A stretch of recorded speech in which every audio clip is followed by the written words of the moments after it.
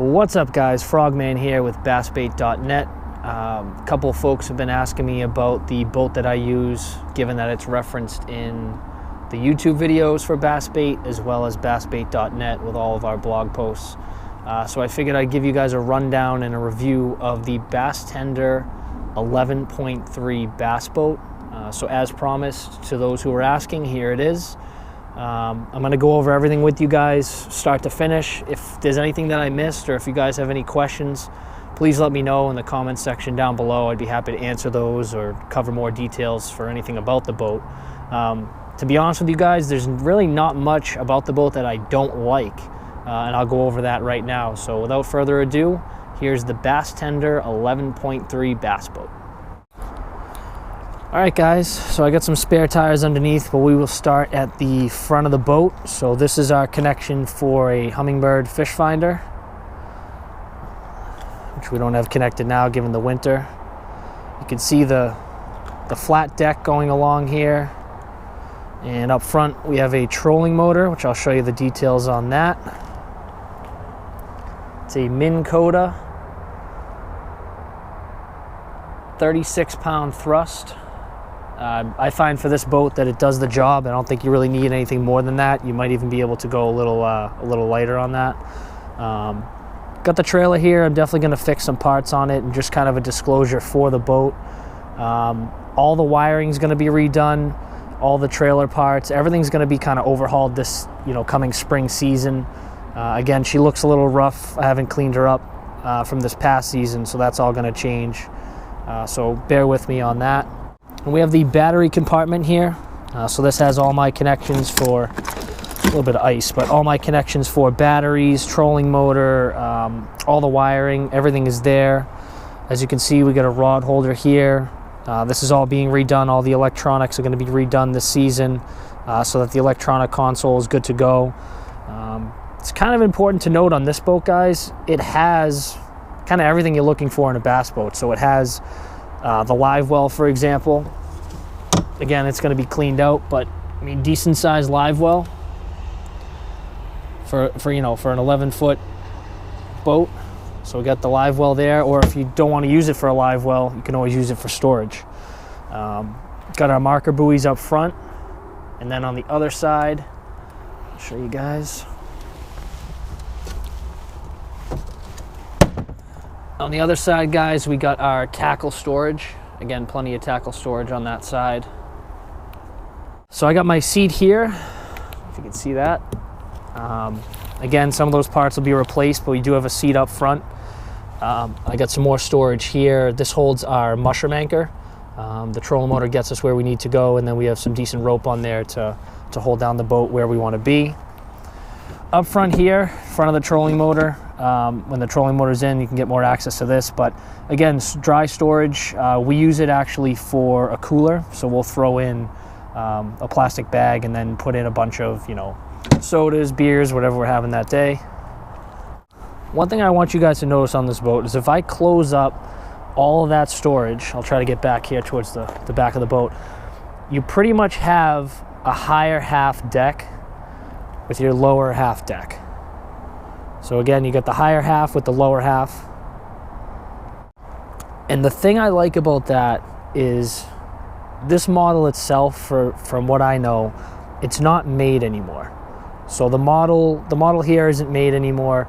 There are a couple other companies that make it, but the problem with those ones are they don't have this rear flat deck with the two seats, as well as the upper deck as well. It seems to me that it's always the seats are all messed up, and when I mean messed up, it's just kind of like there's one flat deck, but there's openings to put your feet in, and it just doesn't have a good feel if you wanted to walk around this boat. Another good point about this boat that I really love is it's plastic, guys. Maybe I'll get some haters out there. This thing, you could stand two people to one side and it really doesn't move that much compared to what you think it may. It's very stable, it's very light. I pull this with a sedan pretty much. You don't need anything for heavy towing on this boat.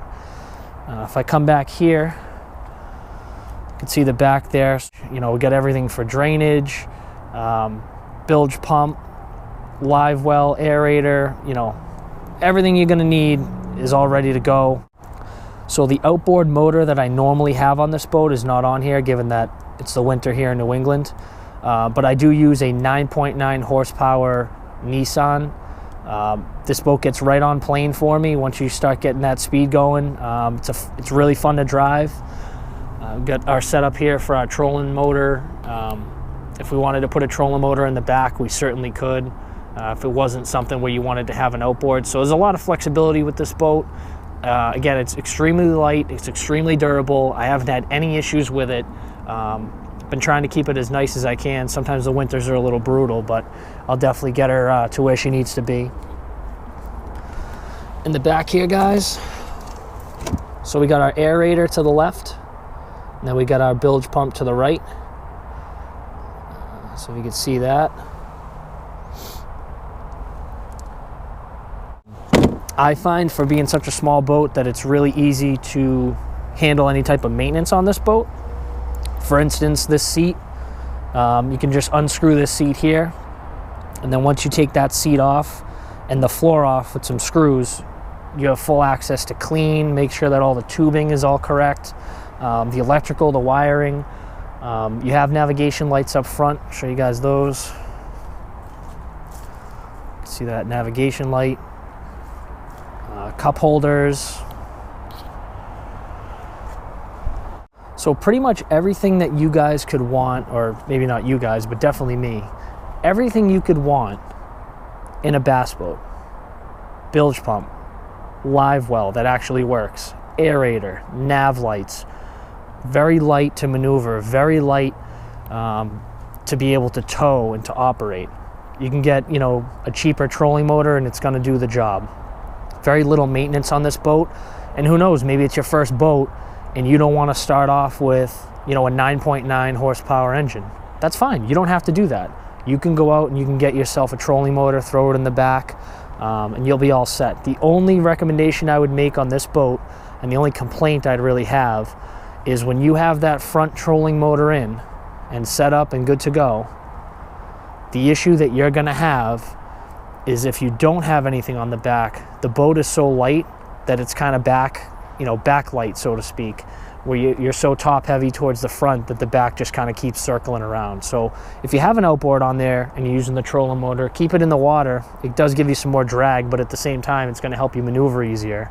And guys, I got to tell you, for this boat, you really can't go wrong for the money. And also at the same time, you can get into certain places that other people can't. So for example, I can pull up the trolling motor in this, I can pull up the outboard in this, and I can coast through 4 inches of water. Easy. Coast right through, get to where I need to go, and then I'm all set and ready to get back on the water and fish. So you'll be able to get to locations where other people can't.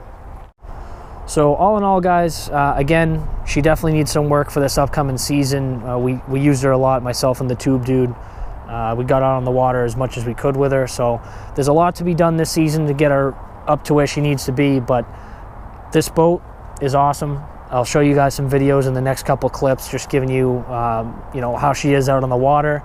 But hopefully you guys like this video. It's a little cold to stay out here any longer, so I think I'm going to go back inside. Wishing everyone tight lines, and again, leave us some comments in the description below on if you have any other questions or concerns about the boat, or if you have one and how you recommend it. We'd love to hear from you, and don't forget to like, subscribe, make sure to hit that notification button, and we'll certainly get you the latest content that we have every week. Take care, guys. Tight lines.